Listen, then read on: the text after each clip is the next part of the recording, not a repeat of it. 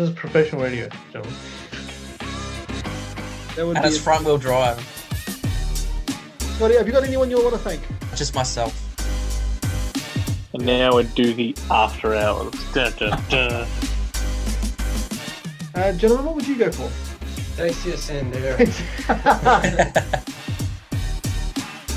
Okay, and because it's not a supercar. But it is. It's not.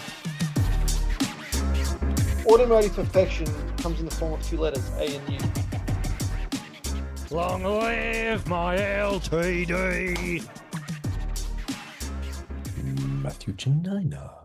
Welcome to Car Talk. It's Tuesday night here at 90.9 Northwest FM. It's me, Matty J, in the studio with Mr. Chad DeBal, the Edward Tom Bunting. David Prince is joined us, as well as Scotty Doe Johnson. How are you, gentlemen? Well, thank you. Hello all. Edward, are you indeed good? Yes, I'm good. Yes. Yes, Excellent. good. Yes, good. Why? Oh, sorry. Yeah, good. Thanks. Yeah, good, thanks. I forgot my my role with being Effie at the start of every podcast. No, that's your thing you need to do. Yeah. Edward. You need to make sure you're committing to this, because it's it's an important thing to commit to. Good to see you guys. It's been a minute. Missed last week's show. Obviously, I had some things get done, so I wasn't here. But we are now back to all our live listeners, as well as back to our lovely people on the podcast world. Let's start with some car updates, gentlemen. It's been a few weeks, plenty to talk about. Edward Bunting, I think you've got probably the biggest car update. So It's not that big. I haven't bought a Rolls-Royce Cullinan or something. well, in the grand scheme of things, you've bought the Apocalypse car, haven't you? That's true. So We kick off with that. We'll kick off with that, because I'm inspired, and I'll get to why I think I'm allowed to buy one very shortly. Okay. So yes, but Edward Bunting, I just want to welcome you, mate. Welcome you to the fraternity, the Falcon Brotherhood. Is this the first one? This is no. You've had a No, few it's not my Falcon. first one. No. Oh. So, look, rewind a couple of weeks, and fuel obviously started to kick off. I mean, it wasn't that long ago that I was driving the big girl to Canberra and back. Yeah. And running the V8 and loving life. It was like it was the 1980s. And money was everywhere. Greed Excess. was good. Excess was good. People had It was $1.78 a litre. they had big hair, big shoulder pads. We were rocking around in our S class listening to Wham or something. And wake me up before you go. The world was good. And then it feels like now we're in the early 90s recession. Interest rates they're not quite there, of course, but back then they were 17% or 19% or something. David will remember that well. Indeed. And I remember you telling me, David, you had a car finance that was 19%, and that was good. That was a really good rate. Yeah, I was in the trade, so I got a good rate. Yeah, in the trade. Great rate. God. That's horrific. You start talking things like that, but it feels like we're in a bit early 90s recession, doom and gloom, a lot of liquidations, and no one can afford anything. So it was quite a contrast to the 1980s. Anyway, so this all kicked off 2 weeks ago, and I thought, right, diesel's screwed. It's $3 plus per litre. The Pajero's parked. The 190 diesel is parked. They are but garden ornaments currently. Petrol ain't much better, and a lot of my cars, or a lot of our cars on this group, they run on premium unleaded because they're older cars. So I've got to put 98 in my Honda City, for example, or in my Mini, for example, and 98 is still $2.70 a litre or 60. It's not much better than diesel. So I started thinking, what's the most economical car that I own? And I think we said it last time I was on, the Honda City is probably the most economical car that I own. So for me to run the Honda City, for one tank, I get about 450 Ks out of a tank. It's going to cost me somewhere around $100 to fill that car currently. And I thought, well, diesel's no good, petrol's no good. But every time I drive past the servo, LP gas back then was 79 cents a litre. I was like, this is quite the contrast. What car is the best gas car? A car that runs on straight gas. What cars were made by companies that ran on straight gas? Holden did some, and Ford did some. What's the better of those two cars? The Ford, because it's the Barra motor. So I think I need to find myself a straight gas Falcon. Like an old Greek taxi driver, who likes to save a buck. No-brainer, really. That's what I need to do. So I actually really got quite panicked. I thought these things are going to sell, and I was probably slightly ahead of the curve. But 2 Saturdays ago, I went and did just that. I bought an egas Falcon. I wanted an Eco LPI ideally because they're more efficient, but there weren't bucket loads of those around. And also, people are still quite good money for those. They do, and they hold on to them for a bit longer They too. hold on to like Yeah. Eco LPI Falcons. Good ones are sort of 10 grand plus. Mm. I was like, I want a cheap way out of this, so so I thought, well, the next best thing is the e-gas, which is still straight gas, just not quite as efficient, and it's the one before the Eco LPI. So I picked up an '09 e-gas sedan, one owner. It's a base white XT. It literally is the sales rep special. But it's got a heavy duty tow bar, which is good for towing my caravan or trailers or other things. It's got steering wheel audio controls, ice cold air conditioning, and it's very smooth and comfy to drive. So I went, right, I'll just have that. I'll have that. I didn't I even like get it for a that. bargain. This is not like a car dealer bargain. I bought it privately just because I thought not only I think are we going to see a lot of obviously hikes in fuel and gas will still stay hopefully pretty good, but I thought that we may not be able to get diesel. Like if the tap turns off for diesel or it's rationed, this car's even more valuable. So I really like the idea of having a car in the family that was a different fuel source to petrol diesel. Let's go with something that's made in Australia or mined in Australia, and yeah, something that is maybe a little bit dollar proof in that it's more inefficient than a petrol or a diesel, but it's just so cheap to fill. A tank is $60, $65. You go 450 Ks on that, so it's pretty good in that regard. You can't really go wrong at that point. Like that's Can't really go wrong with it, yeah. And they're everywhere.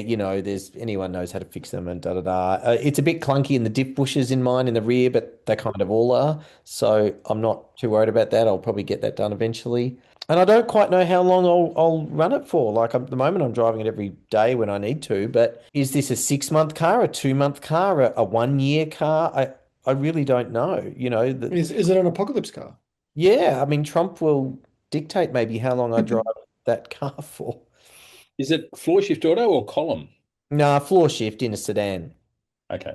I mean, the ideal would be a ute, right? And I saved all these utes and I saved all these sedans and wagons, and every day my phone just goes ping, ping, ping, ping, ping. People are snapping them up, but particularly utes. The tradies are all going back to gas utes because running your dual cab, whatever, is just horrendous. So you can see why the utes are sort of selling quicker than the sedans and the wagons. But it doesn't. I didn't really need a ute, of course. So I thought, oh, sedan's fine for me. That'll do what I want. So yeah, that's my apocalypse car news. I'm just rocking that, and I thought it's all a bit depressing. Like the big girl's parked up, everything else is just parked. Like, are these now museum pieces to never to see the light of day again, or? And in the back of my mind is this imminent, later this year release of the Honda Super One, which I really like. It's as we've said before, it's given me a glimmer of hope in an otherwise totally dull automotive industry that, yes, there's potentially something I can buy that I'll like in the future. Now I'm not about to, go out and sign up for one now, but if this continued on for a year and a half, 2 years, and suddenly, you're like, well. From someone that has 5 Pajeros in the family, I can completely understand you. Well, I don't care about the other drivers, really. They can do what they want. It's their problem. Yeah, I just like the idea of. I'm glad that there's something that gives me a glimmer of hope anyway in that regard. Or even the humble Suzuki Jimny that we all love, or most of us love, except Rob. But yeah, but even something like that, the fuel use of that is certainly a lot better than other things. And yeah, I would consider jumping into something like that if I was forced to, forced in inverted commas. Now, I just want to add, Scotty, as you know, you've always got your conspiracy hat on. Trump, Musk, mates. Trump damaging oil prices. Musk sells more Teslas. It's a conspiracy. There's a Well, conspiracy. didn't they have a falling out, those two? They're friends again, apparently. So Oh, okay, yeah. Interesting. But didn't I think? Well, I don't know. I think Trump announced that it's something to do with the war. There were peace talks, and then oil went down, and then all his friends sold all their oil, and then made lots of money, or oil went up or whatever. It's yeah, it's all there's money making going on. Let's just say. yeah, we'll hear it first from Scotty because he's our man Oh, in the, Scotty. with the tin I'll shut up. with the tinfoil hats. So Edward, that is are they all your updates, or is that the main one? Because What else? What else? Oh, the Renault 16 has no oil leaks. I think I said that last time. Yes, yes, you did. Yeah. Yeah. So I've parked it for a few days. I looked under. There's old oil stains from before, like, when it was leaking, but none now. So that's it. Yeah. That's a win, Wow. I think, because I bought a water pump for my other Renault 16 that's having the motor rebuilt. That's coming from overseas. That's been a bit of a slow burn. I think that's probably coming on for 4 years. No, other than that, I don't think there's any car things that I've done. Oh, what did I buy? I bought something. Oh, I've still got the little Mercedes C280. I've just been having that roadworthied. I'm picking that up tomorrow morning, and then I'll advertise that. That's driving nicely. The Ford Laser that was ex Mr. Jim Barlow has been sold. Yes. That's gone to a little laser head who loved it. I didn't deal with that person. That was our mutual friend who dealt with that sale, so I didn't meet them. But that's gone to a laser aficionado. What about Saabi? Saab, that's right, the Saab. Thank you for reminding me, David. Saabi has Get been out of your mind, I know, but nothing like having mates remind you. Wasabi has been a naughty little biatch. What happened? I loaned the Saab. The Saab I was driving a few weeks ago, picked it up from the mechanic, having the tie rod ends done. As I parked it, it died. And then I restarted it. And I thought, that's weird. Because it was going crank, crank, crank, crank, crank, crank. And then it did restart. And I parked it and thought, oh, was that just a hiccup? On the way home that day, it died again in traffic. And I was like, great. But then it did restart again. And I thought, eh. I crept it home through the back streets. And then I ended up loaning it to my friend. And of course, I said, look, it's just died twice today. It's never done that before. Just be warned, take heed. And of course, it died on him multiple times as well. So he gave it back to me a couple of days later. It was dead. Ungrateful. What's that, David? Ungrateful. I know. Gave it back to me, and it was dead on the side of Malvern Road and just would not start. So I ended up getting a tow truck and towed it to the first mechanic. First mechanic didn't really want to do the repair, but thinks it was the crank angle sensor. So then needed to go to a saab specialist. I stupidly thought, well, it's only 5Ks down the road. I'll just risk it. Bad move. Bad move. The first time it died was on the corner of sort of near the old Imlux on the corner there of Central and whatever it is. And Rest in peace. I was sort of half blocking the lane, and some nice guys in a Commodore it gave me a push up onto the grass. And then I got it round the corner because I was literally 900 meters from the Saab repair guy. And I got it round the corner thinking, yeah, if I floor it and roll a bit, I should almost get there. And and it died again straight away around the corner. I thought, no, I've just got to get a truck. So I rang the truck, and I was right across the road from Sexyland. And I thought, oh, while I'm waiting for the truck, you can just pop in and do some shopping. Just pop in. So I took a photo of the Saab broken down and Sexyland in the background. I thought that was funny. So, yes, I went to the Saab specialist. He fixed an oil seal on it's because the motor in the Saab is the wrong way round, right? The back is the front and the front is the back. So, of course, what's easy on a normal car, like a crank angle sensor, is not easy on a Saab because it's right at the back of the motor against the firewall. So that's painful and expensive. So he's put a new crank angle sensor in it, fixed the oil seal that was leaking, and sort of given it back to me. And touch wood, it's been fine since, hasn't stopped. So we think that problem is solved. I loaned it back to the same friend last week. I see, he goes, oh, have you got a car I can borrow? And I'm like, you can have the old girl back. Thank you very much. It'll be best for it. And he rang me on the weekend, and I answered the phone, RACV roadside. He goes, no, it's amazing. I left a Dame Jones Sutherland best of opera classics tape in the glove box. Such a He's Saab driving fan. around. I'm listening to Dame Jones opera arias with the windows down. It's beautiful. And he said it reminds me of Priscilla, Queen of the Desert, when the guy pierces on top of the bus and the opera's, playing. So the Saab is back. It's Saab's working. back. Back alive. Welcome back, Saab. Welcome back. Soon to be roadworthy and for sales. Mm. Yeah. So I think that's all the cars. Yeah. We are also joined by Mr. Rob Zadai and Mr. Jim Barlow. How are you, gentlemen? Good, thank you. How are we all? Very good. Good. How are you? Very well, thank you, Jim. Continue with your car updates. David Prince. My car updates revolve around little cars because they don't use much petrol. So I've been out and about in the LN a bit, which has been great fun, running like a top, although it has developed an interesting... I was driving it on twilight the other night, beautiful evening, thought, I'm driving this tiny little car, I'll put my headlights on. So I put my headlights on, didn't have indicators because the scamps have got a little light in the dash that it's not illuminated left or right, it just says turn. It wasn't telling me to turn and no clicks or no nothing. So, typical little 55-year-old car. You need to probably have a little bit of a auto elec, have a look at that, I think. Might be a flasher or something. It could be a flash you can, or maybe a fuse.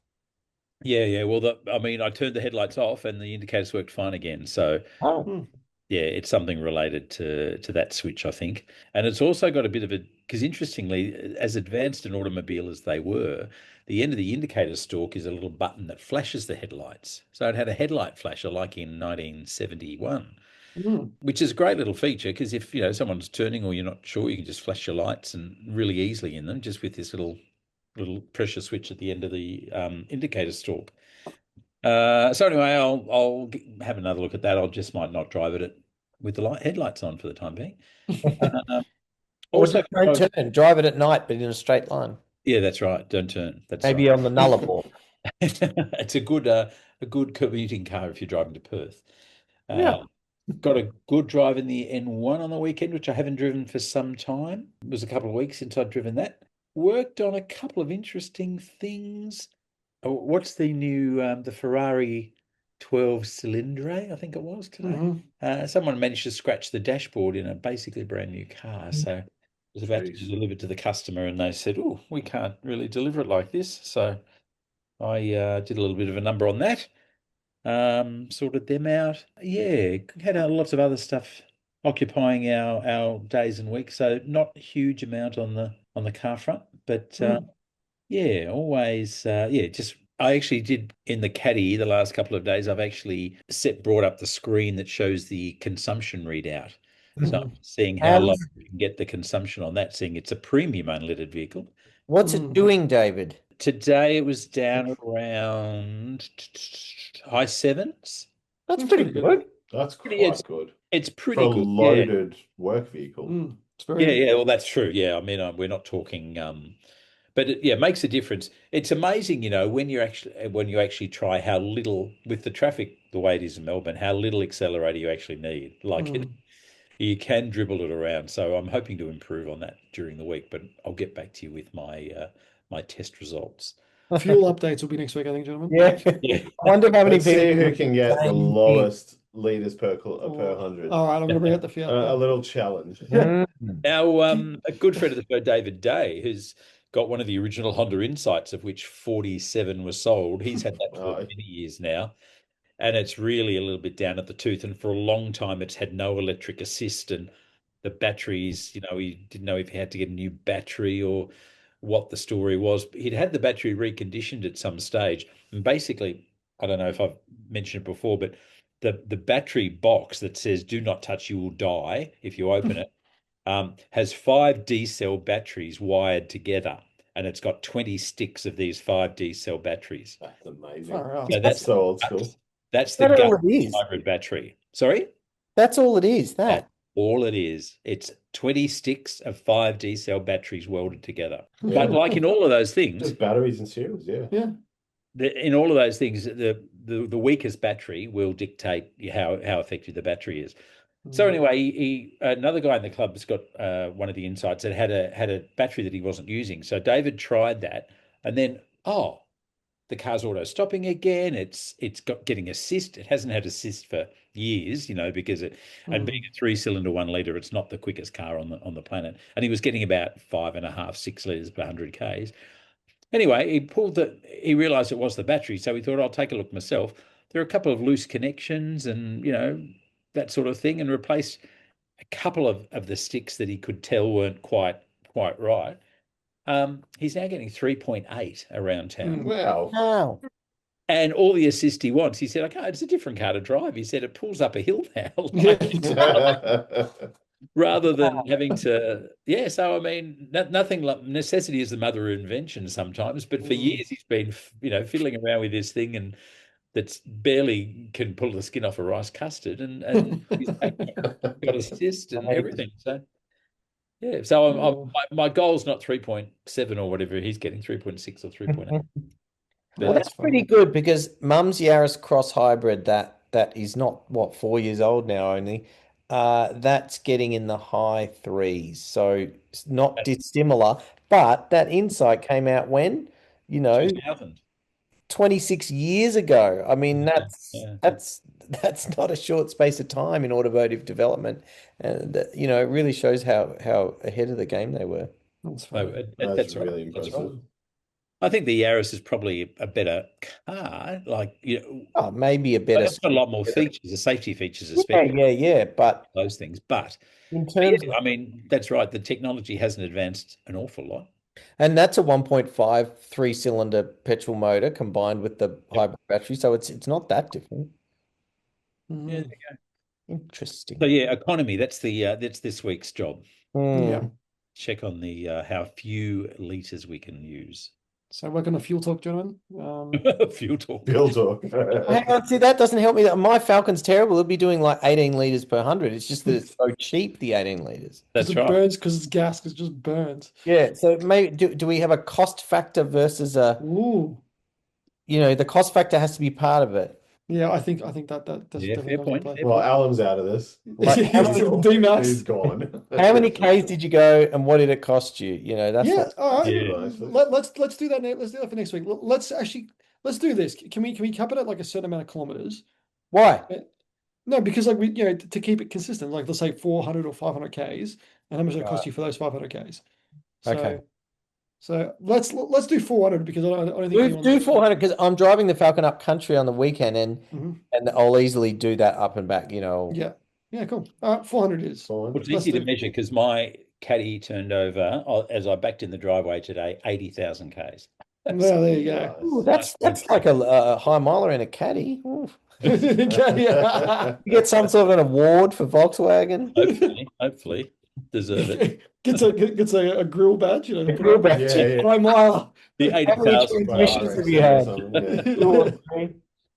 Oh, that's funny. All right, well, we'll hear back next week of our 0 to 400. I'm going to reset my laser when I get back. Scotty Doe, updates with you. Me, those amount of Ks I'm going to get nowhere near because mine's just used to drive to work and back. I'm only about 10 Ks away from work. But the blade is pretty thirsty, and the smaller trips it's thirstier. Yeah. For the smaller trips is what I've noticed. So I tend to get maybe 350 kilometers out of a tank. Okay. So it's pretty average, pretty poor. But normally when it comes to highway driving, that you easily over 400, close to 500. Mm-hmm. It just prefers to cruise. Car updates with me. The Insight is still available. I've had no bites. I can't believe that in these times, no bites on that one. So talk us through just very quickly the economy of that car. I don't know. I don't really drive it. What engine is it? Should be a 1.5. That's 1.3. Small. 1.3 and with a battery? Yeah, IMA assist, so integrated motor assist. So that's the hybrid thing. So it doesn't run on electric power only. It's just an assist to the 1.3 litre engine. Okay. And was that an Aussie delivered car or a Japanese Yeah. car? Aussie. Yeah. Yep. Delivered Honda Insight, and it's manual? No, it's black. Auto. The I mean, that's second got to be gen's never pretty, came manual, I think. got to be pretty good on fuel, doesn't it? Yeah, it wouldn't be bad, I don't think. It's fine when you're plodding around town and everything. It's all good. Mm. It doesn't love freeways that much, but it's not really designed. It's not really What designed year for is that car? 2010 or 2011. What year's the Insight? 2010. 2010. There you go. I'm just looking up consumption on it now. One moment, Has that please. got magic seats as well, Scotty? I don't think so. Oh, you mean where it completely folds flat? No. Okay. 4.3 to 4.6 liters per 100 on a combined cycle. Pretty It's not good. bad. It's pretty good. Bad, yeah. Scott, why aren't you driving that? And I don't have far travel. We actually used it to last week we had to go all the way to Mount Dandenong Yeah. and back. And yeah, it was great. It used maybe almost a quarter of a tank That's pretty good. for that whole trip. A lot of stop start. It was on that Thursday where it was just pouring down with rain. That was great fun. And it didn't like the hills. The range that it has on there isn't overly accurate. So, it will say there you got 200 kilometers until empty, but it varies. It keeps changing a lot. Well, that's because of, how you're driving. Yeah, but like I've had the Blade for a while now and it's way more accurate. With the way I drive, it's not so up and down. So as soon as I hit the hills or something, it changes and it changes drastically. And all of a sudden you go back to cruising and it shoots back up again and just a little bit more over the place compared to what. So it's based on like the current consumption and how many Ks you'll get at that current consumption. So it reacts a bit like an F1 car. Yeah. I don't think Honda Insight and F1 have been using the same sentence ever. I'll tell now. Thank you. Okay, maybe that's why the Honda designed their new engine. I think Honda's work in Formula One gives it an insight how to build a better car. True, David. True. Thank you very much. Yeah. I think the next step is probably to put it up onto Marketplace now and see how it goes. I'd really put it on car sales rather than Marketplace. Hang on, where is it advertised currently? Honda Car Club of Victoria. Oh God, no wonder it hasn't sold. They're not going to buy anything. They've got no money. Online, where there's real people out there who are going to buy things. Go see Ed, who is flush with cash. Yeah, I know. He's saving all that money buying. What do you mean I'm a flush? I'm a So cash not here. of the Falcon. Yeah, he's going to look at my Falcons. Look at my Falcons. I'm looking up other insights now. That's funny. So that's you, Scotty? So that's it with the Insight. I wanted to drive the R31 because I knew it's got close to a full tank, and I thought that'd be great to use, backwards and forwards and use a bit of petrol in that one. But the petrol gauge doesn't work, and I thought, hey, it's probably wiring because sometimes it works here and there, and I thought I'll get myself a soldering iron because, why would it be hard to try and solder? That's easy. So got the whole set. I thought, yep, great. Pulled the cluster out, and it was just so many screws to get to the spot where I wanted to do the soldering. It's these super fine wires that connect and sit on there, and soldering is like, I would say welding is really hard, and then it must be soldering next. Yeah. Operation flux. Use flux, and you clean a spot, and you'll be right. It just wouldn't stay there, and then I'm sitting there with the solder and it's just burning. I'm like, where's the solder going? It's just like vanishing into thin air. It's gone up in smoke. It's gone. It's like some kind of magic trick. So I was getting frustrated with that, and then finally put it together. I was like, okay, I got the solder done, put it in, and doesn't work anyway. So I'm like, oh great. Oh no. It could be the sender unit. It could be the sender unit. And then I broke the little I broke the needle on the battery one as The well. voltage. Oh no. Yeah, on the voltage one, I was like, And then I messaged my 31 parts going, and I go, I'm after the 6 gauge one for a 31. He goes, yeah, what color? I said green, because the Series 3s have got the green. Previous ones were orange. And he goes, yeah, $100. Oh, perfect. So I'm like, oh my God. Wait, for a whole cluster? Yeah, for the whole thing. Oh my That's god. so good. Whole cluster. Yeah, Why don't I that's just do wrong that with the any first one? welding. So like, I wasted those hours stuffing about trying to solder. And And that all all I just learnt from that was that I don't know how to solder. That's my dead giveaway there. I need a You'll lot never more lose that practice. hour again. Oh, I'll never get that back. I should have spent it flaring out the guards, because the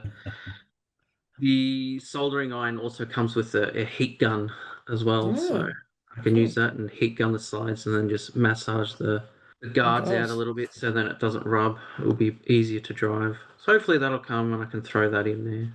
And that's you. Yeah, that's it. Blade's almost out of fuel. I think there's about 80 Ks left in it, but hey, school's over. Yeah, that's true. That's true. Pretty much. Except I got 2 days straight of parent-teacher interviews. Oh, yeah.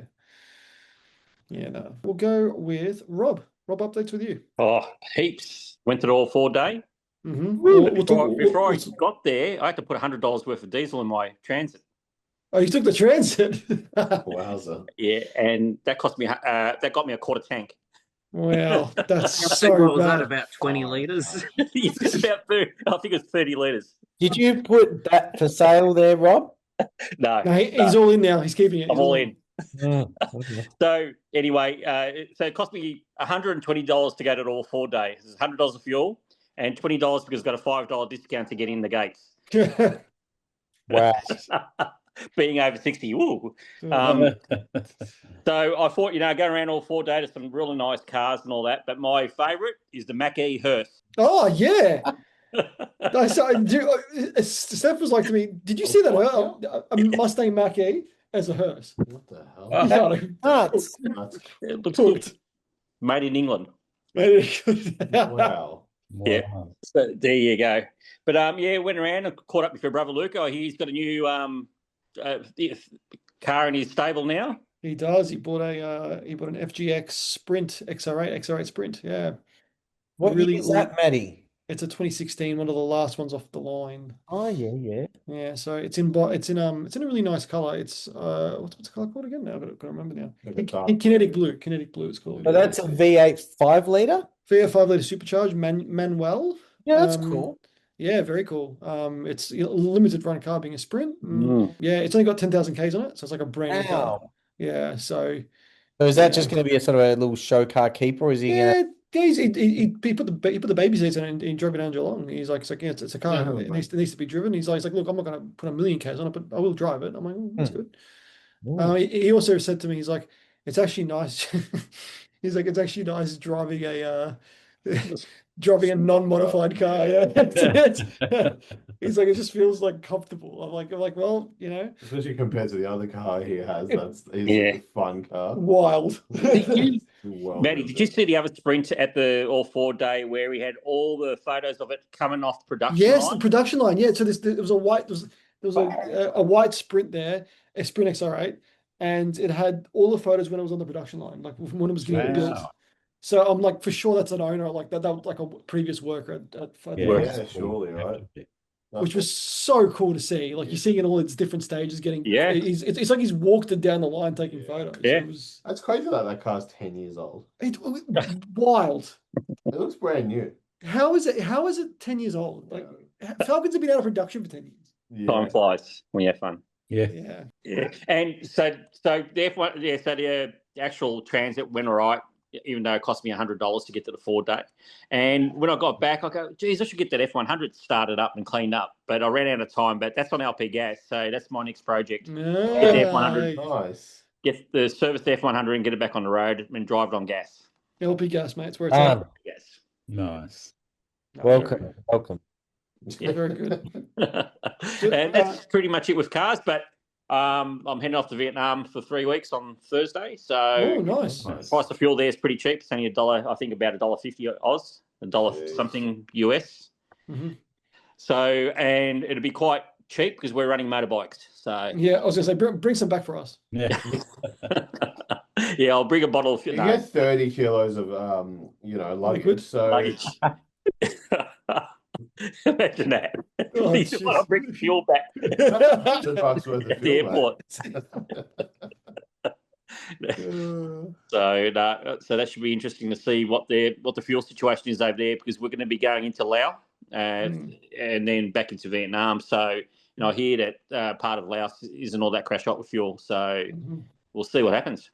Well, Rob, you and my friend Luke from work have inspired me to get my motorcycle license, just because I actually kind of want to do that thing. I want to ride in Vietnam. I think that'd be a real Matty, fun. I'll go when you go.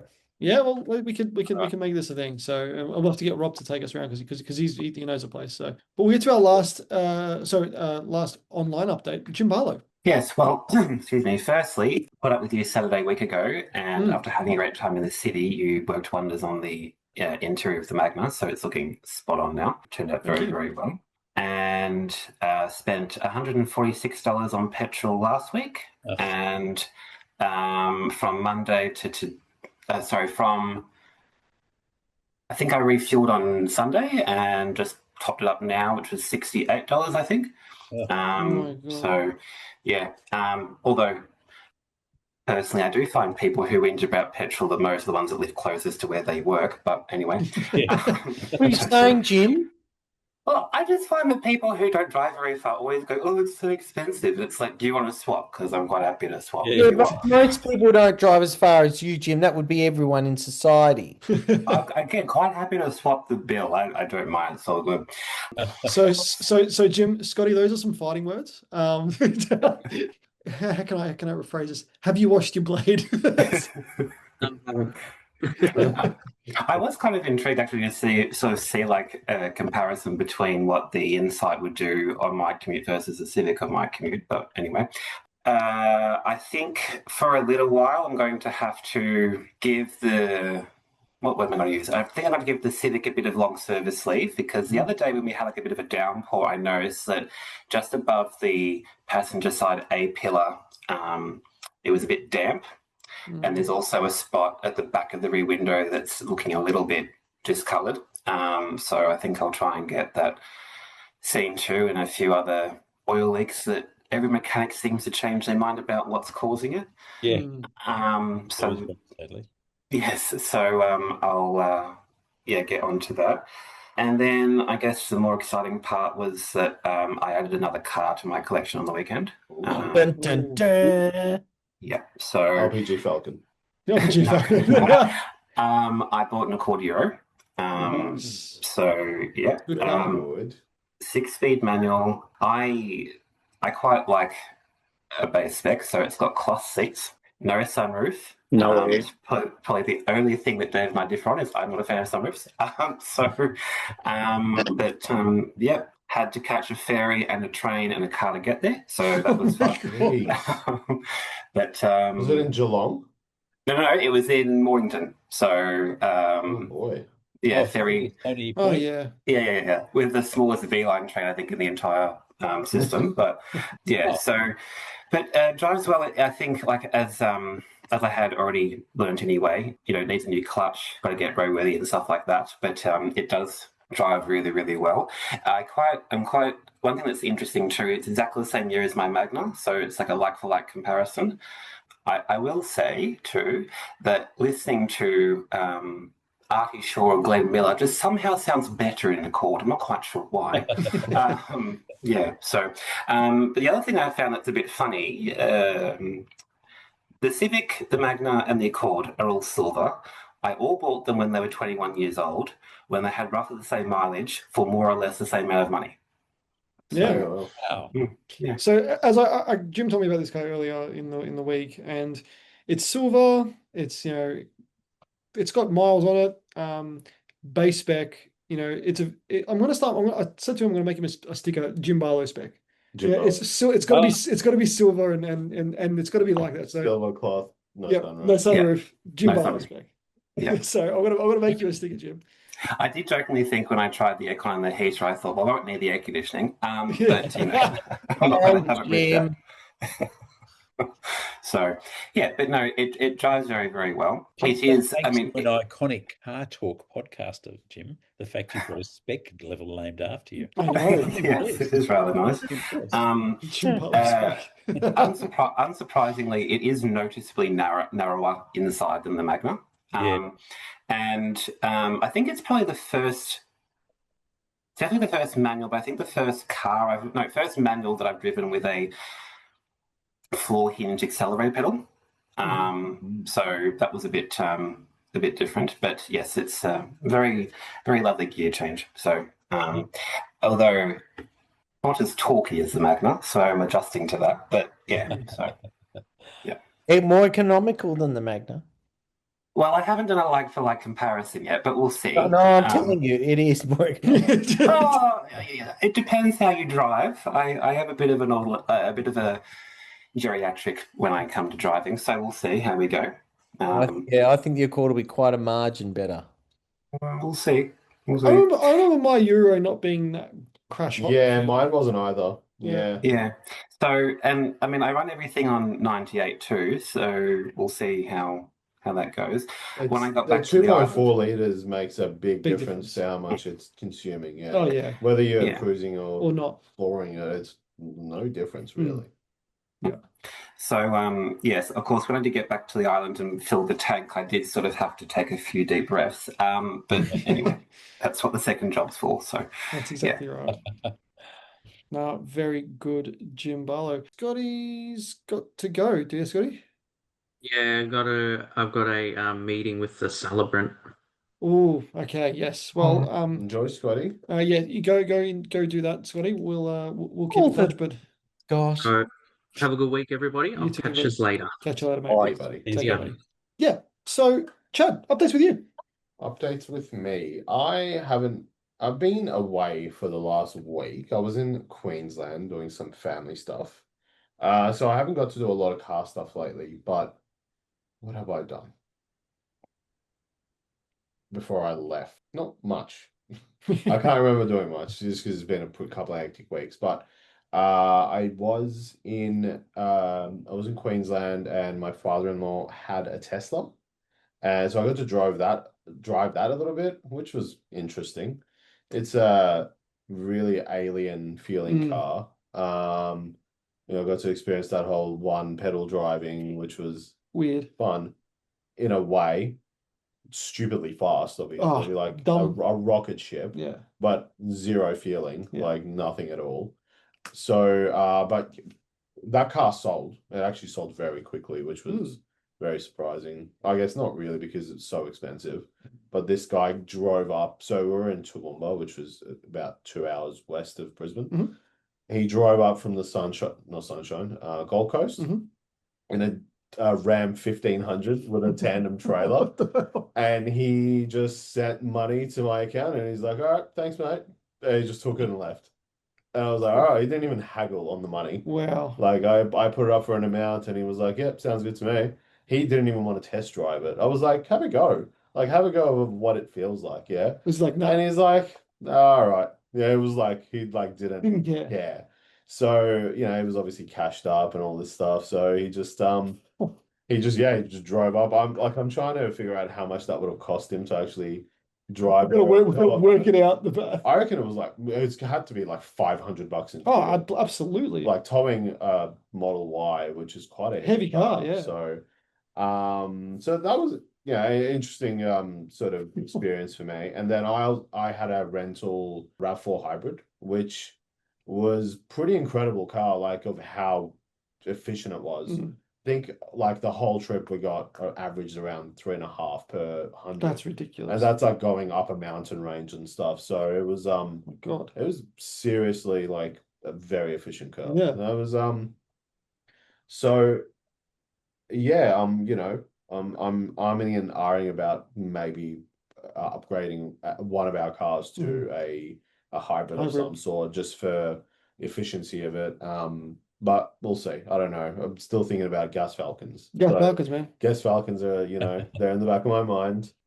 Well, our honorary Greek on the program, Edward Bunting, would be the first to tell you, Greek, the falcon. Give it to the front of your mind, Scott, and Chad, and make it happen.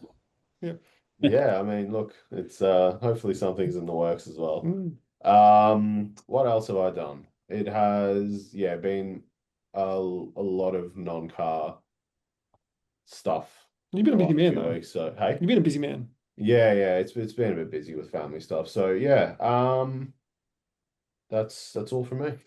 Updates from me real quick. What have I done? I have had the Camry's transmission flushed and serviced. I then had there was like a little bit of a knock. They thought they found it. It's better, but it's still a little bit there, so I'm gonna take it back. What else I get done? I got all new radiator and heater hoses on that car. So it can be all ready for its big voyage to Radelaide for Beta Birdwood in the year, which will be fun. So that's I'm that's driving still on. Are we still doing that? I'm planning on going. So I've got to save up for some fuel, but Yeah. but it's I've been driving that. I've pretty much emptied the tank in the Camry the last few days. So yeah, how's the efficiency on the camera? Not great. It's not great. Yeah, answer that real quick. Yeah, it really isn't. It doesn't have a big tank either. Like it's got about I think a 50-liter tank in it. Yeah, okay. It gets about 400, which is not too bad, but it's not great. But that's a lot of just bumper to bumper traffic. And me giving it a hiding here and there. But no, it's okay. I think on the freeway it'd be better once the torque converter locks up and it just dropped and off it goes. So yeah, but no, that's been all right. The gold laser Norma is getting some surgery, so the aircon issues and a few other bits and pieces getting just old age stuff, like the radiator's old, hoses are all old. The evaporator behind the dash, which I didn't realize it's a full dash out job on that. Yeah. So it's a bit of a pain. But so that's all getting done at the moment. Hopefully picking it up at some point tomorrow or Thursday. So that'll be done. What else have I done with my cars? Oh yeah, drove the Typhoon for probably the last time in a very long time. My brother's like, we're gonna get all 4 days. He's been telling me, for ages, and I'm like, all right, we'll go, because I did fill it up last week, and I sent you guys a photo of its last drink for a while. So I mean, I can't complain. My brother was driving a 5-liter supercharged V8 he was having a good time on the freeway too. So we drove up together. He brought the kids and his wife. I brought Steph, and it was a nice day out actually. I had to leave early-ish, but this will lead into the next bit, which I was going to talk about before we get to the quiz. The all four day, which was held last Sunday. It is apparently the biggest one make event in the Southern Hemisphere. Oh, really? Yeah, that's what they've touted it as, and people say it. So I'm like that. I mean, Rob, did you feel like there wasn't as many cars this year? Absolutely, I was going to say that. I would say it'd be only 2/3 of the normal. Why didn't you tell me it was on? I could have been part of it. You could have bought the egas. Yeah. Probably would have been the only one, but you would have been there. Do some maintenance or something. I would have actually gone to that. I was there. I was the only transit there. Yeah, I know you were. So Luca and I, we obviously drove there, and he called me halfway on the way, and I just hear his daughter just screaming in the car. He's like, "We got to pull over." I'm like, "Okay." So we pull over, and she's just going nuts. But then she calmed down and stuff, and she obviously she didn't have a nap at that time of the day. So we get there, and she's in the pram, and she was great in the pram. His other boy was running around, but yeah, I got there. I was a bit disappointed this year because I think there was not as many cars, but I think that's a few reasons. Obviously, fuel's expensive, etc., etc. But I just think, it wasn't as many cars there. There was a lot of cars I've seen before. But I thought probably the biggest thing was there was hardly anything else besides besides Falcons there. Did you notice that, Rob? There was pretty much just 90% Falcons, which I'm not complaining about, but like. But there is another day that's the small Ford day. Small Ford Sunday, yeah, that is also. So they would go to that. But they also come to the RS Club also come to this. But there was hardly any lasers. There was really not much else besides Falcons, which is a bit disappointing because every year they have like a really nice selection of all different Fords. They've got Zephyrs, they've got this, they've got that. But yeah, it's interesting to hear that you probably noticed the same thing, Rob. There wasn't as many cars. Did you notice I think it was the BF, the 2 4-wheel drive BF Utes? I did. Yeah. Have you guys seen these? No. They are. Sorry, BF Ute. There's a BF Ute, a BF XR8 Ute, and a BA XR6 Turbo Ute, which have been put on patrol chassis. Whoa! And they've kept their like engine and really? mechanical drivetrain just been put on like on full frames, and they're fully engineered, wild. And the plates are BA 4x4 and BF 4x4. Yeah, wow. So utterly wild vehicles. Interesting. What did you think of those, Rob? That was pretty cool. They were done well. Yeah, they look pretty good. That was probably the highlight of the show. 2 BFs. Yeah, absolutely. I couldn't believe what I was looking at. I was like, my God, they're huge. I'll find you some photos there. They're pretty wild. But so yeah, they were definitely a highlight. What were your highlights, Rob? Before I get into mine. Just the Utes, Mackie, the Hearth, the Shelby Mustang, the new one. That was nice. Yep. That looked very nice. You got your XYs, your Mustangs. I like the Escorts and Capris. There were a couple there. There was a couple. There wasn't as many though. There's usually a lot of Capris, a lot of Escorts, a lot of but there was hardly any of them there this year.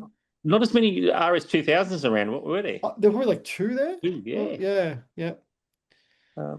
So apart from that, no, they're sort of the cars that I like anyway. And XPs, there were a couple of nice XPs there.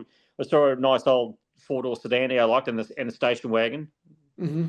That's sort of my era. And I know Luke, like, he's looking at XAs or something, or XBs now. He's wanting an XB for There weren't all that many. I mean, there was a few coupes, all right, but not as many as normal, really. No, there wasn't. Yeah, you are right. And I was like, there wasn't. I don't know, either they were too scared to bring him out, or because like the day was a perfect day for it. It was like you couldn't have asked for better weather. It was just it was phenomenally good. And like all the vendors, I like how they placed the vendors this year down the pathway. I thought that was a lot better. So it was really well organized. There's some really cool vendors. There's this one guy that I'm gonna actually get him to commission me a model. So he makes his clay, like out of clay, or you just send him photos of your car and he'll make it out of like a little clay, like stoneware, fully glazed and everything of your car. Oh, that's cool. And he's an older gentleman, and he charges about $400 for like 20 hours of work. 400 for 20 hours of work, Edward. It's a lot of, it's a lot of, he's Christos Onesti. So too much money. Too much money. I pay gas. So I was thinking, because like they don't really make a laser SR2 model. That'd be kind of cool to get it, but they were heavy too, like properly done. But yeah, really cool cars. Obviously not as big as it normally was. Our good friend wasn't there. I didn't see his car there. Hayden, I didn't see no Doc there. But I also saw a few other cars, and Edward Bunting, the guy that we went on the drive with that day with that XE that with Luca, that that guy, he won best X Series Falcon. Wow. Yeah, it's a very nice car, that. Yeah. So he did well on that. And he won best territory as well. Oh, so yeah, look, overall, my pick of the day was I did get a few photos, and I really liked, and it's just such a mundane car back in the day, but there's this lovely old, I think I mentioned in the chat, but this lovely old XF family edition wagon. Yeah, it's in it. Yeah. Oh, yeah, two-tone. Two-tone, really original old thing. It's super cool. Even had the Australian Design award sticker on the back quarter. Really cool thing. And it was sitting by itself in the middle of nowhere. Did you notice that it was like parked by itself? Yeah. and it kind of looked a bit lost, but I thought it just reminded me of like an old family outing where you take the old take the old Falcon wagon and open the boot and get out your picnic rug I was going and to say stuff. probably not talking to the other members of its family. That's why Yeah, correct. Yeah, A bit of a yeah. Another one was the So Lego. was that a bench seat? It With was the not. family? Yeah. So no, actually, no, it was. Yeah, Was yeah. it a bit? I think it was a bench seat. Yeah, I think I'm they were pretty sure it was. six-seater. Yeah. The Catholic Family Edition. The Catholic Family Edition, exactly right, Jim. Absolutely. So that was a really lovely old thing. Another cool car, which I thought was really hilarious, was the Lego Ute. So this one guy made his FG into a Lego Ute. So basically, Lego wheels and Lego vinyl. It was ridiculous, but it looked kind of cool. So I was like, the wheels are actually Lego. the wheel, it's made to look like Lego. So, but like right. it's got that little Yeah. So Yeah. so that was kind of cool. Yeah, some cool interesting cars there. But I think I think it was a bit lackluster this year, and I think maybe the fueling issues and stuff had a lot to do with it. Again, like there was hardly any lasers. There was a lot of the stuff that I'm used to seeing there. There wasn't any. There was no Fiestas. No, I'll take that back. There was an early Fiesta, but there was no like STs or anything. And so it was just a bit of it was a little bit disappointing, Rob, this year, I thought. It was. A few of my friends swore they wouldn't never go back again over the last few years, where it was unorganised, muddy, or too dusty, or the actual judges weren't all that crash hot with the judging the cars. There was a lot of, how can I say, bad remarks about the whole event over the years. So I think that it's going to take time for them to build their reputation back up again too. Yeah. I thought it was better organised this year in terms of like the way they put their vendors and things. I thought that was really clever. Yeah. But I just think could have been a little bit better. I guess because it's always out as the biggest one make event in this part of the world. But I guess times are tough, and and it is expensive to get out there these days. And but Same location as it was last year. Yep. Yep. It's a really big space. So it's sort of hard to fill it up, I suppose. It sort of went on and on last year. I think they brought the fences back forward. They did this year. Yeah, it was. As I said, it was a lot more. Even though it was more confined and more brought in, it still like had really no. It just looked like there was so much open space this year. Yeah.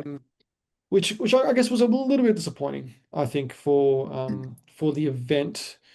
But there's still some really high quality vehicles there. I didn't see a single BA Typhoon. I didn't see these are cars that you'd think you might see there, but like I didn't see one of those. Mine was the only one in the car park. And it was stuff like there was a lot of the same thing, but like things that you'd say, oh, there should be one of those. I didn't see. So I thought a little bit disappointing on that end. It was definitely better last year, I thought, in terms of the amount of cars that were there. But I think the way it was organized and the way it was laid out this year was far better. So did the price go up from last year, Matty? It's $25 to get in now. I think it's getting getting a bit pricey. Yeah, no, it is getting pricey, and I think that's probably turning a lot of people off too.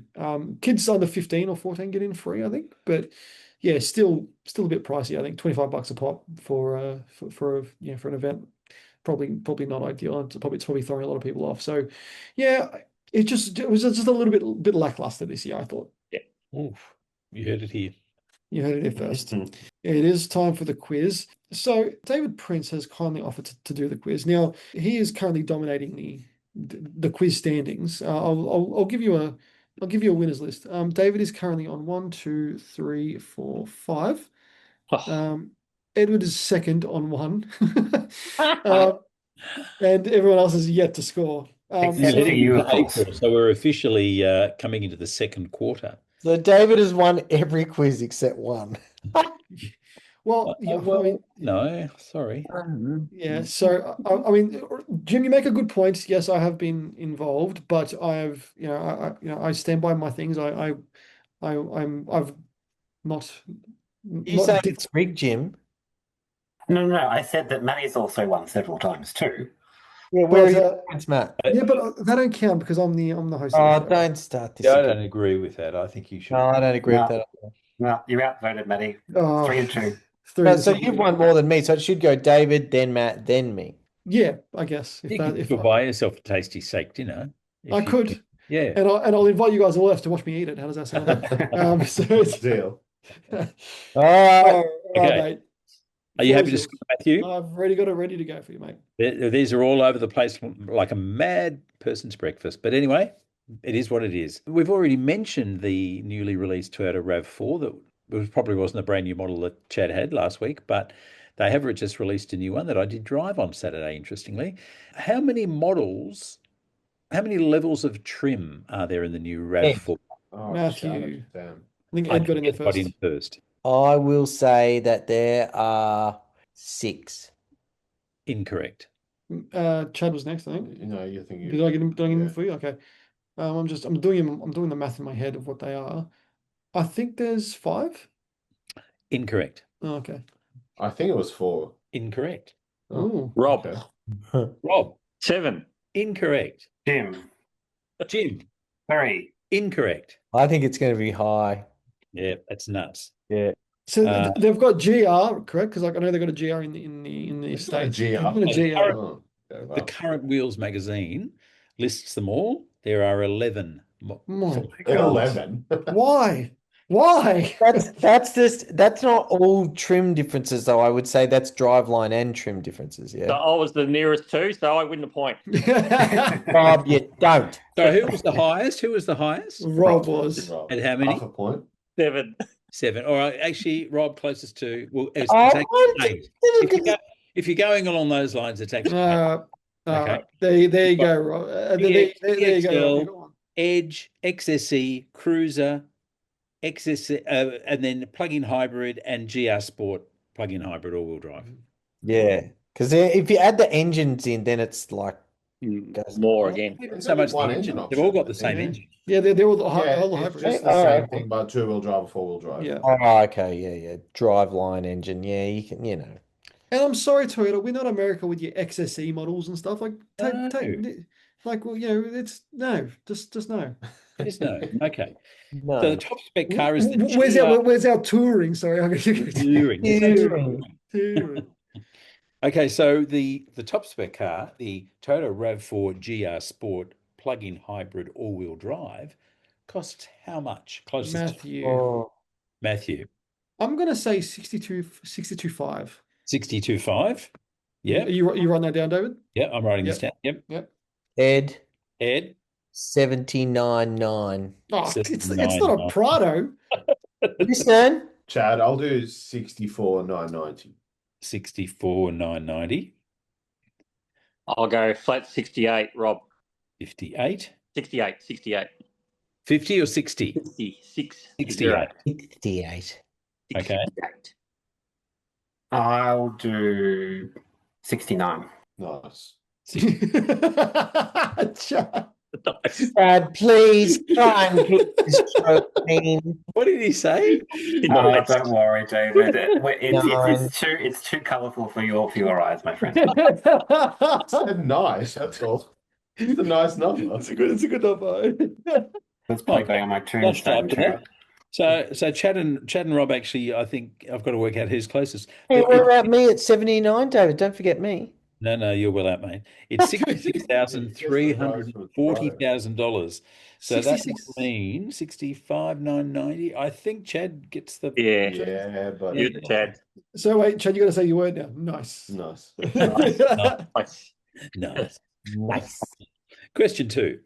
Which manufacturer has just launched a revolutionary new electric chassis technology called IM? Rob. Matthew. Rob. That was BMW. Incorrect. That's what I was going to say. That's exactly what I was going to say too. Thanks, Rob. Thank you, Rob, for beating me. I am Matthew. Honda. Ed. Incorrect. Hyundai. Incorrect. Chad, is it Volkswagen or VAG Group? Incorrect. Jim? BYD. No, closest to that, Jim. No, that's everybody, I think, isn't it? Yeah. Mhm.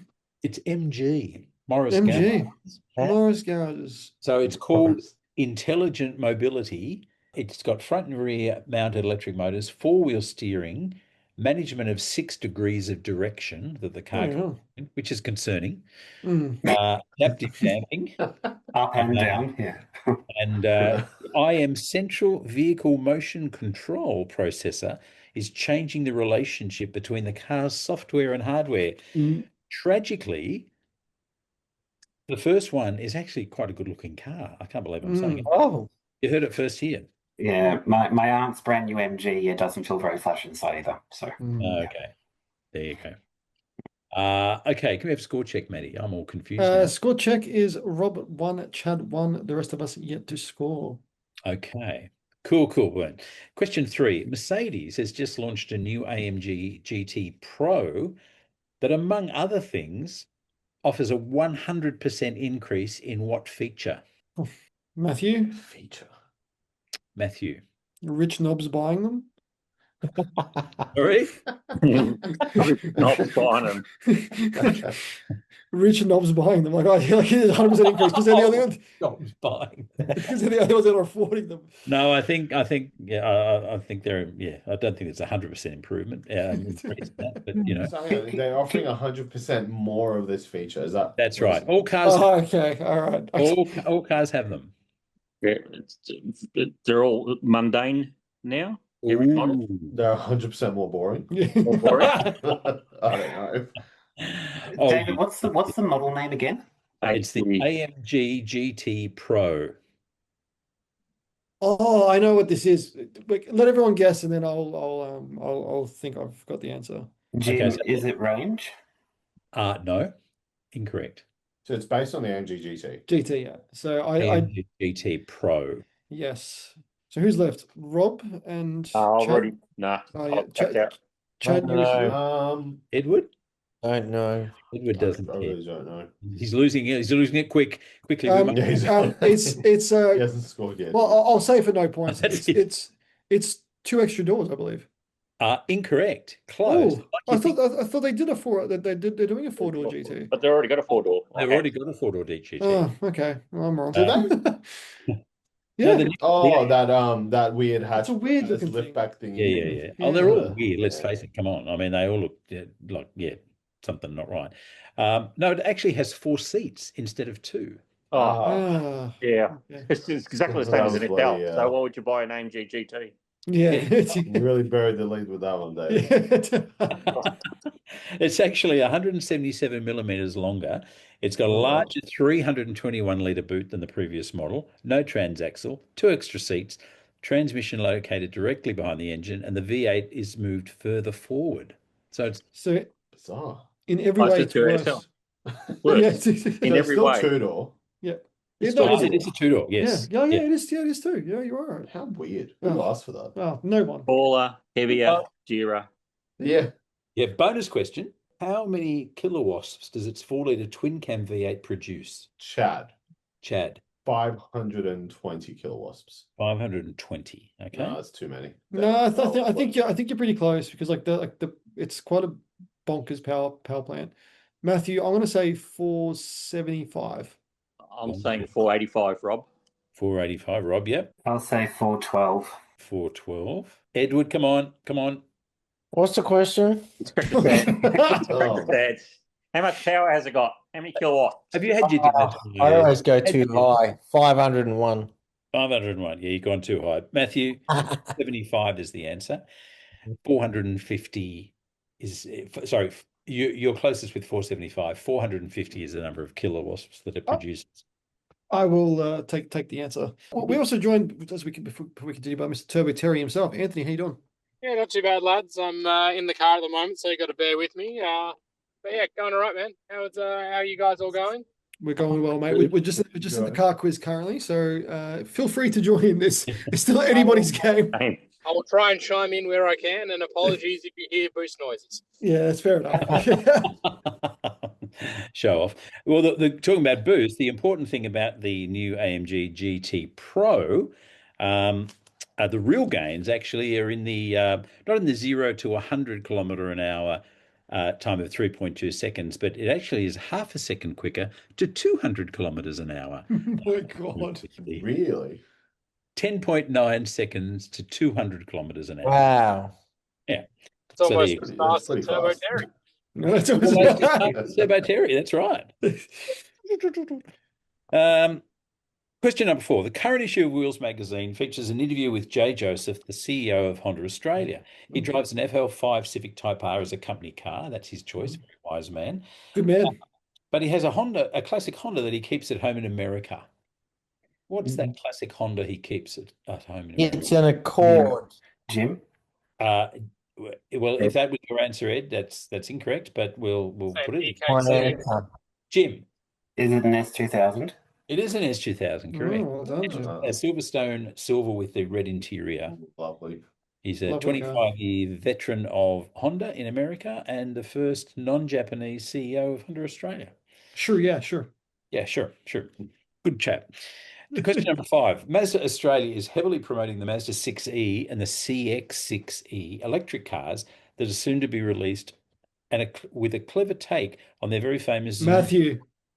Ooh. Soon. Correct. Ooh. That's the new tagline. That's the new tagline, yeah. Soon. Because it's arriving. Oh, right. Soon. I thought that was pretty clever. It is clever. It made me smile. I'd love to know. Do you know when Zoom Zoom was released? I think 2001. I think it was. Early 2000s. Yeah. Yeah. There can't be many car companies that have held the same tag. I think it came out with the Mazda 6 when the 6 was launched, and that was like 01 or 02. Okay. Yeah, it might be 01. Isn't Honda? Power Dream. Yeah, Power Dream's been a while. Yeah, the Toyota though. Yeah, I should know what it is now, but it's not that. It's something. It's three phrases. Anyway, okay. The president of the Honda Car Club, ladies and gentlemen.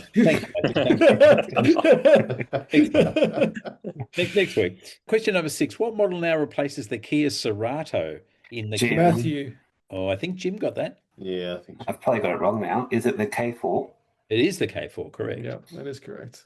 Which I was having a chat online with a friend, Hayden Shannon, the other day, and we were both lamenting the fact how ugly that car is. Yes, although you're getting a wagon, which isn't too bad. Okay, well, interestingly, they chose to release the sedan first, which is exceedingly unattractive.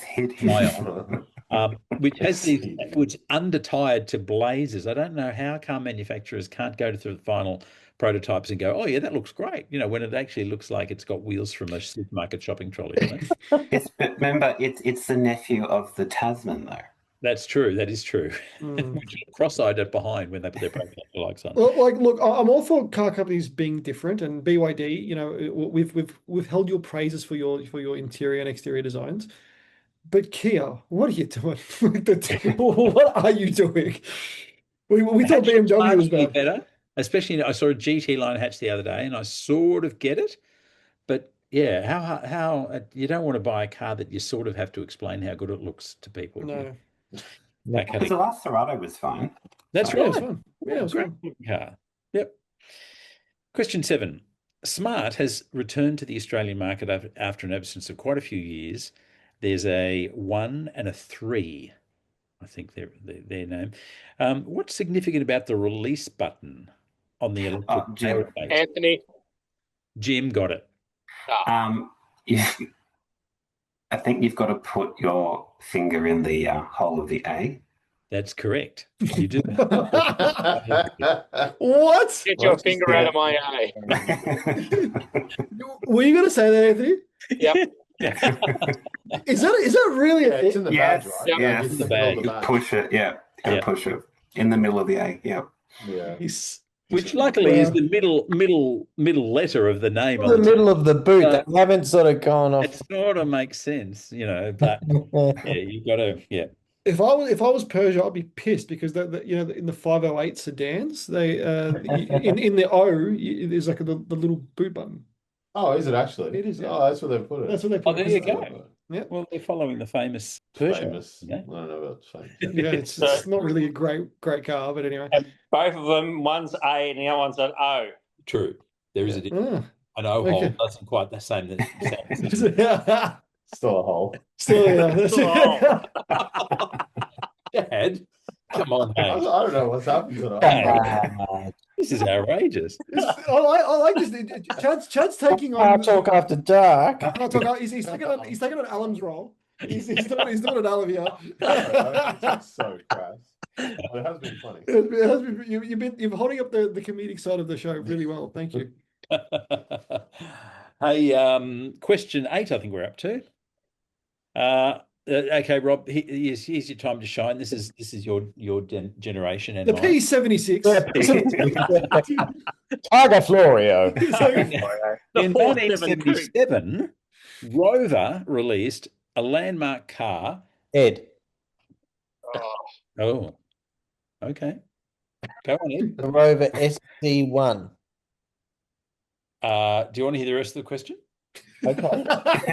Do I need to? Because that answer is incorrect. In 1977, Rover released a landmark car, the Rover 3500 SD1. What? Half a point?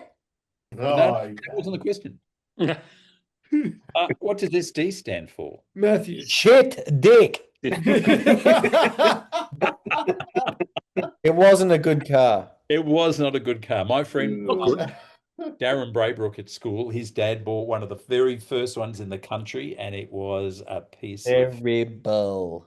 Shocking. I even knew they were shit.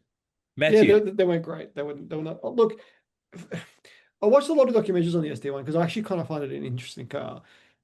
Fundamentally, it could have been an incredible thing. Yes. And it should have been an incredible thing. And I could have had a full head of hair as well, Matt. But yeah, I don't. Amen, Ed. And pigs could fly, but yeah, it fundamentally wasn't. Special division one? Correct. Yeah. Oh wow! I can't believe anyone bothered to make a doco about that car. It's a good looking car. I think they still look good. It's quite handsome. Quite handsome. Especially in the Vanden Pla edition. By 1985, it was actually a pretty good car, like a lot of. They fixed it up. Sorted out a lot of the bugs, and it was a pretty nice car by then. So I'm going to do a bit of a did you know? Here's your tidbit, guys. You ready for a tidbit? The passenger side vent for the air was actually where the steering column would be on a left-hand drive or right-hand drive car. So you could quite literally just move it. It was done for cost savings. No way. Yeah, dude. Yeah, it's where the column would go. Yeah, pretty much like straight through. Really? Yeah. Yeah, no, they were really innovative in a lot of ways, those things. And a big hatchback design, absolutely cavernous in the back.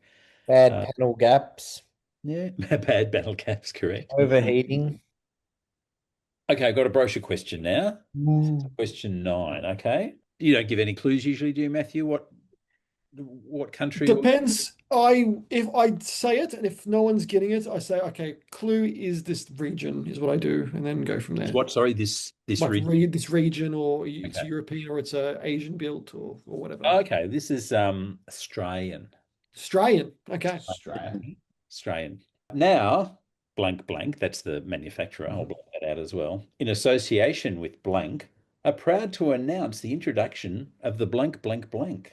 Good blank blank blank blank blank blank blank blank blank. The exclusive edition blank.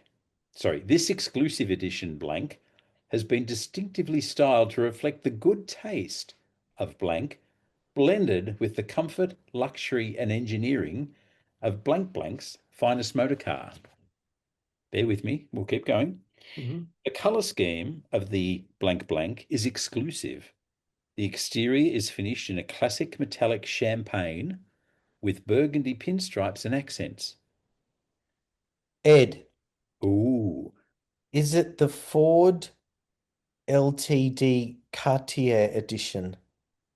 It is, Edward. Correct. Well done. That's a hell of a guess. That's a great guess. Tonight. I've got that. Le must be Cartier. I need to see that. I need to see that in person. I couldn't find my Zampatti laser brochure in Damn it. So I had to stump for that one. Wow. There you go. Okay. Well done, Ed. He's not asleep, everybody. That's good. No, see? Number 10. What vehicle am I? Notice I said what vehicle am I, okay? Over 13 million have been produced since their launch. Ed. Ooh. Honda Super Cub. No. No, they've made way more than that, haven't they? You're way off. Oh, all right. You're way off by like 87 million. They've built 100 million. I don't know how many Super Cubs. I just know it was a lot. Over 13 million have been produced since their launch in 1965. They celebrated 60 years of continuous manufacture in 2025, and it's consistent with one being sold every 2.5 minutes. Over 4 generations, with literally thousands of variants produced initially in the UK, but also Turkey, South Korea, and the USA. I don't know what it is, but I sort of feel like I might need to get one. You probably own one of these at some point. You've sold me with the story. South Korea. So you said South Korea, Turkey, UK, US, and the US have all built this car. Have all built this car. Chad. Oh. No. I was going to start again. No, I don't know.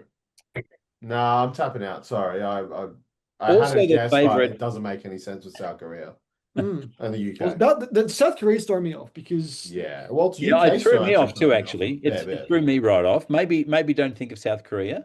Go with the aforementioned countries, but it's on Wikipedia as being assembled in South Korea as well, which did assemble some weird ass things over the different. They have over the journey.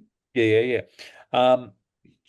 Yeah, it has to be known famously as as a favorite amongst getaway and great bank robbers. Matthew? No, I think Rob. It's not the Ford Transit, was it? It is the Ford Transit. Yeah, I was going to say it was Rob. Really? I don't want one. Oh, thanks for that one there. Have they built that in South Korea? Yeah, what the hell? It's wild. What gen of that Transit was built there? Did they say when they built it in South Korea? This was 3 minutes to 7, Chad. Bear with me, No, it's all good. Yeah, of course. The getaway vehicle got me because in England that's what they used to use. That's what they used. Yeah, dude. Well, just blend in, I guess. In every height with the Transit. And they had good handling. Famously, the next question was going to be next thing was going to be that they're normally white. Yeah, fair enough. But just such a mind-blowing collection of variants and stuff over the years and different bodies and there you go. Got one of the longest running cars built. There you go. 60 years. Interestingly, I thought of you the other day, Rob, because I called in at a motor trimmer mate of mine who had a Mazda MP. No, he didn't have. He had a Mazda 6 diesel wagon, whatever that thing is, and he had it from new. Doesn't do a lot of Ks because he's in Melbourne.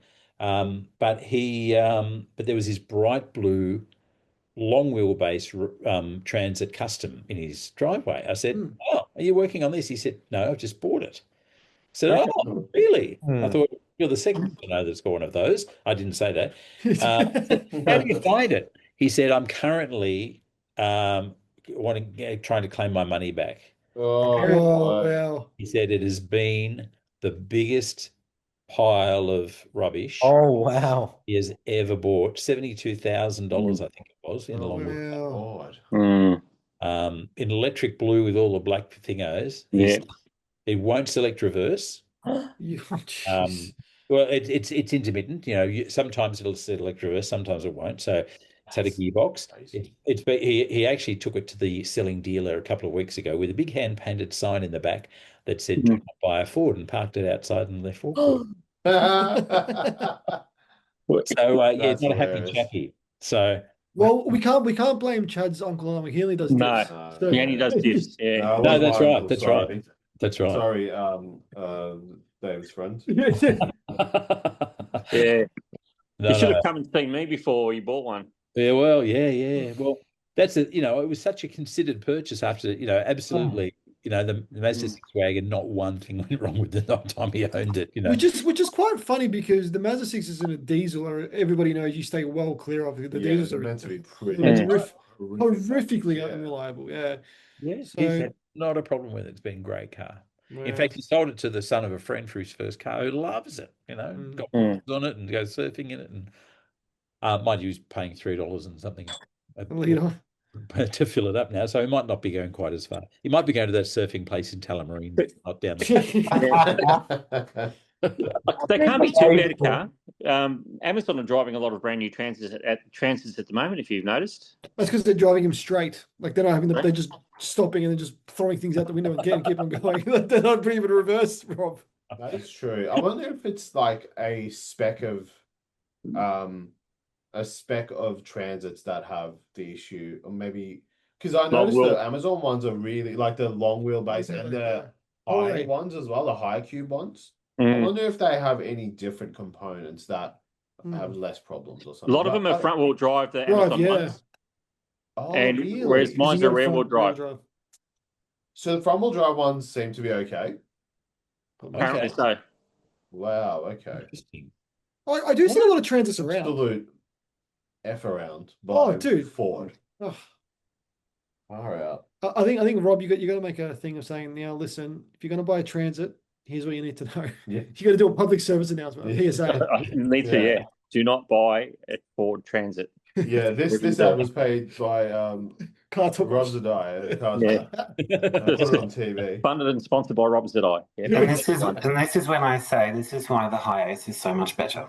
Yeah, there you go. It is. Correct. Yeah. Score check, Matthew. Score check, Anthony. Late to the game, yet to score, but that's okay. Right. You knew one answer, Anthony, which was good to know. The shaper was the a-hole. A-hole. And I know my a-holes. You deal with a lot every day, Anthony. I do have a lot of a-holes. Yes. Chad and Ed on 1, Rob and Jim on 2, and unfortunately, your winner tonight is myself on 3. So well done. So, but thank you for the quiz, David Prince. A varied quiz. Varied quiz. Very varied. With the SD1 special division. It's a shame because fundamentally it was a pretty very quirky, cool, but also like a really cool thing. Yeah. Anyway. Aren't the front indicators on that the same as a Daytona or similar or something? They look very similar, yeah. Yeah, they were actually people when they were released they were nicknamed the 5-door Daytona. That's funny. The SD1. Gentlemen, I think that's a podcast. Yeah. All done and good. All done, all dusted. Let's do some plugs. Mr. Turbo Terry, your Toyota Crown for sale? Anybody chasing a MS123 Toyota Crown, hit me up. Decided to list it the other day. Comes with a copious amount of spare parts that very hard to come by these days, and that's where majority of the value of the car is. How much of this one? I've listed it at 7.5, but I am negotiable. Does that come with the turbo as well? Not for the Crown, no. Oh. The Barra engine is not for sale. But I do have the original documentation from the day of purchase from the original owner. Oof. So that's worth a little bit of documentation going on there. That's your provenance right there. 2 owner car. Exactly. So 2 owner car, and I've only done 7,000 Ks in the car since ownership. Where was it purchased? Where was it? It was in Victoria in the end from the initial purchase. I'd need to look at the paperwork for it. Not Gould of Northcote? No, it wasn't Northcote. I think it was further east. Oh, okay. But I need to have a look. But in the end, the owner moved up to like Albury, Wodonga way, and was up there for a good bit. I mean, Matt will remember this one when we went and picked it up and she sold it to us. She wanted to take the tow ball off of the car because she thought she could put it on her new little Mazda. Do remember that. And did not realize that it's actually attached to the chassis. I mean, the 50 mil ball might be a swappable part. No, she did not have any tow ball set up. She just was planning on, detaching and transferring across. And I'm like, it doesn't really work that way. You might be good with a MIG welder. You don't know. She might be good at that. You never know. But no, Yeah, Crown is up for sale. Yeah, second owner, 7,000 Ks, shitloads worth of parts. I have 3 dashes for it, door cards, doors, boots, bonnets, quarter panels, literally more things than you can poke your stick at. So anybody interested, let me know. There's currently, I think, 26 people on car sales who have added it to their watch list, but yet no inquiries. So have you tried the Toyota Car Club? I haven't gone to that extent yet. I probably need to get the other half to throw it up and see if anybody is interested. Yeah. I think it's going to be a good point of contention. I mean, I think I'm the only one. There might be one other MS123 up. There's either I'm the only one for sale, or there's only 2 of them for sale. Mm-hmm. So what year is that? 70. So 1984. So the single overhead cam, not the dual overhead cam though. Okay. Yep. 84. Nice. Yeah. So that still means has the cruise control, the electric windows, all those other goodies. I think the aircon worked too when I drove it from memory. That was yeah. Aircon needs a good regas, but that's you get that. So does that mean Territory's staying in the fleet for now? Look, for now, I have. I did initially list it up for sale, and then I was having second thoughts about it. So I have removed it from the current listing.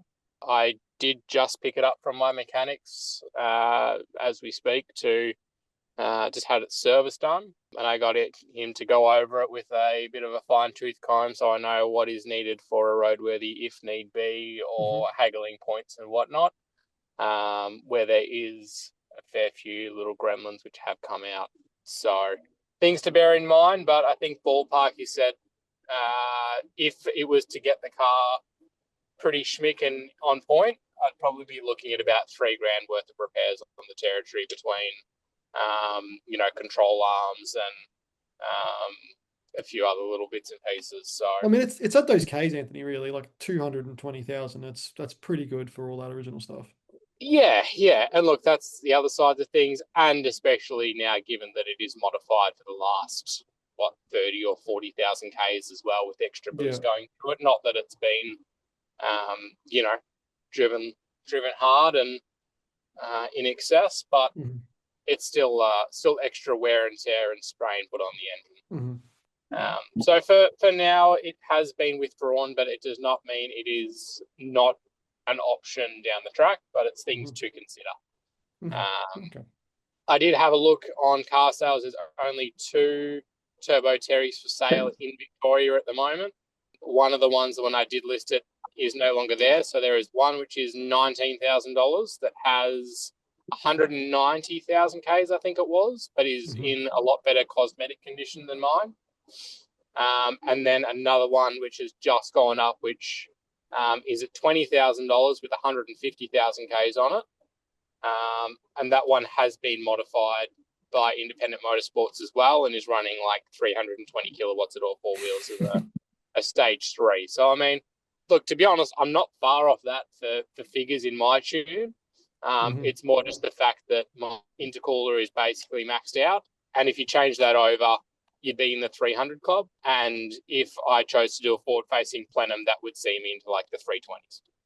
More money that would have to go into it. Does that come with an oil tanker? Maybe. Anthony, we'll hold you there quickly. Oh no, sorry, it's all right. Ed's had to go, but yeah. So keeping it for now, and we'll see how we go. Keeping it for now, see how we go. Crown is for sale. Hit me up. Yeah, absolutely. Rob's doing it. He's fixing it. He's welding it. He's neighbor fighting it. He's what else is he doing? Rob's traveling. Vietnam travels. Rob's bike tours. Rob's bike tours. So hit up our boy Rob there. Have a great time. Thank you. Yes. See you in about 4 weeks.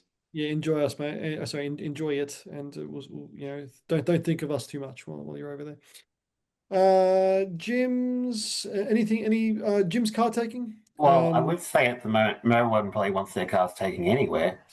But potentially potentially not with this podcast, but it might turn into Jim's fuel saving tips, because I probably drive more than most people will be at the moment. So, Jim's hypermiling is what we're going to go with. Chad's delivering it to a place near you. Order it, I'll deliver it. Chad's Magna Swaps. We're going to start doing Magna parts soon. Magna Parts soon to be available. David's words of wisdom. Like the jingle. I've got to put it in there now. That's how it's going to be. Thank you, Matthew. A pessimist sees the difficulty in every opportunity, but an optimist sees the opportunity in every difficulty. Oh, nicely done. They're getting better every week, I think. They really are. They're really quite impressive. Like and share our Facebook page. It's Car Talk TRQ with Matty J. If you missed any of our previous episodes, they're all up on iTunes, Spotify, or wherever you get your podcasting apps. So don't forget to subscribe, rate, and review to us there. Check out our merch guide. Go to our Print Locker store. The link is in our show notes below, so you can suss it out there or suss it out on any of our socials. Check it out. Become a patron to our Patreon. Go to patreon.com/Car Talk Podcast and support the show there. We are also on YouTube, so we've got some ideas for some videos coming soon. We're always kind of uploading here and little bits here and there, so keep your eyeballs pinned and your basically your subscribe buttons belled. I think that's what they're called. Also, for our listeners on the show, yes, correct, absolutely. For our listeners, if you could give our show a thumbs up or like give it a good rating, it would really help spread the show out further. So through Spotify, and the people that I host the podcast with, they always say, you can always push your show more by getting more people to follow and give it a rating, subscribe or give it a comment. So yeah, do that. It helps get higher on those rankings all over the interwebs. Gentlemen, honor as always, and I'll see you next time. Honor has been ours. Take it easy. Goodbye. Thank you all. Thank See you. you all. Bye. Bye. Have a good one, Rob. Will do. Thanks. Thank you all. Bye.